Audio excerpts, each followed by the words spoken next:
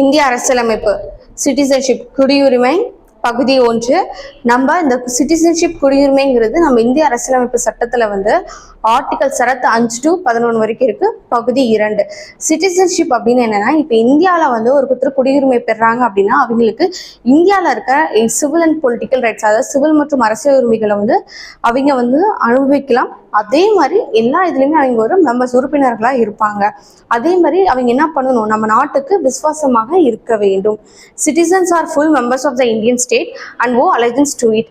இந்திய அரசின் குடிமக்கள் அல்லது முழு உறுப்பினர்களாகவும் அதற்கு விசுவாசமாகவும் இருக்க வேண்டும். Enjoy all civil and political rights. Civil மற்றும் அரசியல் உரிமைகளை அனுபவித்தல். சிட்டிசன்ஷிப் ஆக்ட் குடியுரிமை சட்டம் 1955 இது என்ன ப்ரொவைட் பண்ணுது அப்படின்னா, acquisition and loss of citizenship அப்படின்னா குடியுரிமையை கையகப்படுத்துதல். நம்ம குடியுரிமை பெறலாம், இல்லைன்னா குடியுரிமையும் இழக்கலாம். அதான் குடியுரிமை இழப்பு.